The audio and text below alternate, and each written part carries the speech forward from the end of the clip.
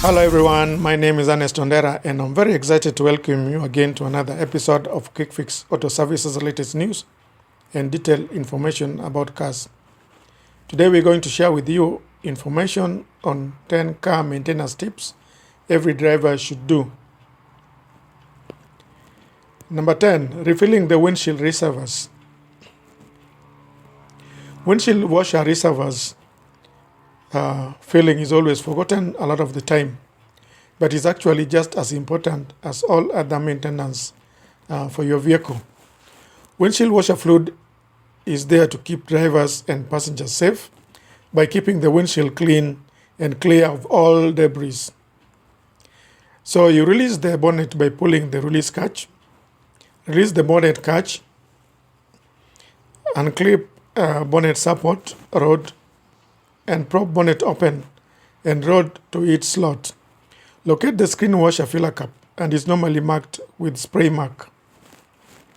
Open the filler cap and fill the reservoir with clean windshield washer. Once filled, replace the cap and close the bonnet by pushing it gently. Number 9, the wiper blades. Windshield wipers blade do fail because of deformations on the rubber surface. This new blade, and as you can see, it's smooth and deformation free. On the other hand, most wipers fail because of deformation on the rubber surface, as you can see. This is what you need to look out for when checking your wiper blades. Wiper blades are sold in sets of different lengths, so you can measure the length of a new wiper blade with the old one, or you can consult with your local parts store to find the right wiper blade for your vehicle. One thing to pay attention is that the driver's side is normally longer than the passenger side, so make sure you measure them before you purchase new wiper blades. The type of wiper blades we are demonstrating is the hook type wiper blade, and it has a locking tab keeping the wiper arm connected to the wiper blade. To remove the wiper blade, press down on the tab and push down firmly the wiper blade from the lock, and it's come out as shown. To install a new wiper blade, just slide the wiper arm hook around the wiper blade and pull up firmly until you hear a click and your wiper blade is correctly installed. Number 8, engine coolant. Engine coolant is often ignored, and engine coolant is one of the important components of your vehicle cooling system. And always check on the coolant level and pipes for cracks or swelling. Never fill the coolant reservoir above the maximum level. If the coolant looks colorized and dirty, and it's time to flush cooling system with the correct coolant. And number 7, checking your tire pressure. Do you know this check light on your dashboard or your car telling your tire pressure is low? Well, this is how to get rid of these warning lights properly and knowing how tire pressure monitoring systems work. To know your tire pressures, you need to check on the sticker label on your door panel, which contains tire and loading information. These information gives you tire pressure for front, rear, and spare wheel. For some makes and model, you can see pressure for different tires on your dashboard. In some of the car models, it will only show you the tire pressure indicator and which tire with low pressure. For this one type of model, it will only show you tire pressure is low, and you'll have to find out which one it is. So it is important to check your owner's manual to get more information. So if your light is flashing, it could be your spare tire or tire pressure sensor is faulty. So normally the tire pressure light comes on when the tire pressure is below 25% the normal pressure. So you can visually inspect the tires to see if there's low tire, and just check around all the tires. You can see the front right hand side tire look a bit low. What you can do is use a tire pressure gauge like this one just to confirm the pressures on the tires. For this one, is about 27 psi. Same with this one. Let's see this one. This one is 26 psi, so it needs more pressure. Always make sure you screw tire caps properly so you don't lose them. This one on driver's side tire, it's 27 psi. So all the 4 tires need more pressure. So if you have a compressor like this one, you can easily add pressure on the tires and see it's now 34.5, but it has to be 32 psi. And just let some air out and check tire pressure again. Now it's 33.5, and just get a little more air and out. It's 32. That's about okay. And do the same to all tires and check the tire pressure lights if it's gone off.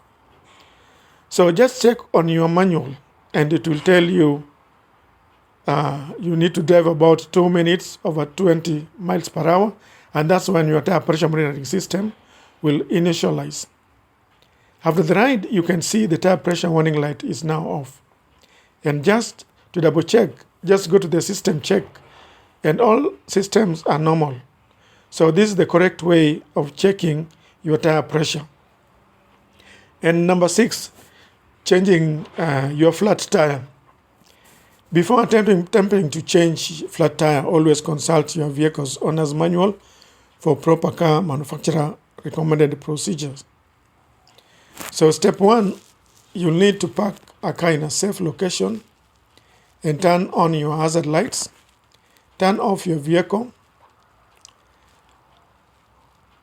And this is warning: changing a tire on the side of the road or highway is dangerous and should be avoided if possible. If you must change a tire, please ensure that you take all safety precautions. And step number 2, you need to stabilize your car and pull handle and place manual transmission in first gear if it's a manual transmission. And if your vehicle is automatic transmission, pull the gear in P or parking position. Next, place a stopper on the back and front of the rear wheel to avoid car slipping when jacked up. Next, you need to find your tire tools in the boot, including wheel spanner, jack, and spare tire. Your vehicle manual will also help find the location of such tools. And step number 3, remove the hubcap. And it only applies if your vehicle has a hubcap, for some like this. You can easily remove them using a screwdriver. Step number 4, loosen the lug nuts and use the spanner to remove the nuts in anti-clockwise direction. Just loosen the nuts without removing them entirely in a crisscross pattern, and use your body weight to push down if they are very tight. Step 5, you need to lift the vehicle. Look at your owner's manual to locate the position where to put the jack. It's often under the frame near the tire. Once the jack is insert, the handle and turn it clockwise to raise the car. Warning is that never get under vehicle only supported by jack. And step 6, remove all the lug nuts and place in a secure location. Step 7, you remove wheel and tire. Grab the tire with 2 hands and pull it out and place it under the car. This is a precautionary measure in case the jack slips. And step number 8, fit in the spare tire as shown and push it in correctly and tighten the lug nuts by hand to avoid crossing the nut thread in a cross direction. Step 9, remove the flat tire from underneath the vehicle and turn the jack counterclockwise and lower the vehicle. Once the vehicle is fully lowered, tighten the lug nuts properly in a crisscross position using wheel spanner. Remember to gather your tools back into the trunk, and this is how to change your flat tire properly. Number 5, jump-starting a car. Jump-starting a car with a dead battery requires a set of cables as shown. one for positive with red clamps and one negative with black clamp. When attempting this procedure, the most important thing is to make sure you do not mix the lead cables. Positive terminal must connect to positive and negative to negative. If you forget and switch them around, very bad spark and fire will occur. So never mix them around. Also make sure the ignition switch is off and all auxiliaries are turned off when connecting the battery. Most modern cars have alternative points for connecting the jumper cables and are clearly marked. This is how you correctly jumpstart a car with a dead battery. And number 4, engine oil. Engine oil is the lifeblood of your vehicle and it's very easy to check unless you own an electric car. Make sure the vehicle is on a level surface, and if you just park it, make sure to leave it for a few minutes for oil to settle down to get the correct oil level. Then simply pull the dipstick out and wipe it and get a piece of paper towel, clean it and stick the dipstick back in and pull it out again and notice the level. If the level is low, top it appropriately and make sure it's not beyond and or below the max slots. Never underfill or overfill engine oil. Open the engine oil cap and note the engine oil grading and fill the same oil grading to the correct level with the dipstick. And number 3, air filter. Fresh air is a wonderful thing, and so your vehicle needs fresh air for efficient performance by using clean air filters. If it is clogged, it will affect your engine performance. The location of air filter varies from one vehicle to another, and you should check with your owner's manual. But in many cars, this is the location of air filter. Simply unclip the secure clips and remove the dusty air filter and just put in the new one and secure the clips properly. And number 2, air con dust filter. Many vehicles come with cabin air filter and it's very important to replace them. Dirty AC filter affects the flow of cold or hot air into your vehicle and should be replaced regularly. Also, the location of AC filters differ from one vehicle to another. In most vehicles, to remove the AC or dust filter, you have to remove the glove compartment located on the passenger side. And to remove it, you have to push on both sides of the glove compartment frame and you will release the tab from the plastic and just pull it out. The other thing you have to do is to remove the hydraulic strap from the plastic lock. Once it's released, then the glove box compartment can easily come out, and make sure these tabs are aligned. Now this is where the dust filter is located. Just press the end tabs and pull the dust cover out, and you can see how dirty it is. And all the air you breathe inside your vehicle comes through this filter. And to avoid many respiratory diseases, better to replace them as often as possible. Get a new filter and place it correctly in its holder and put it back. Now you can return the glove box. And number 1, inspecting the serpentine belt.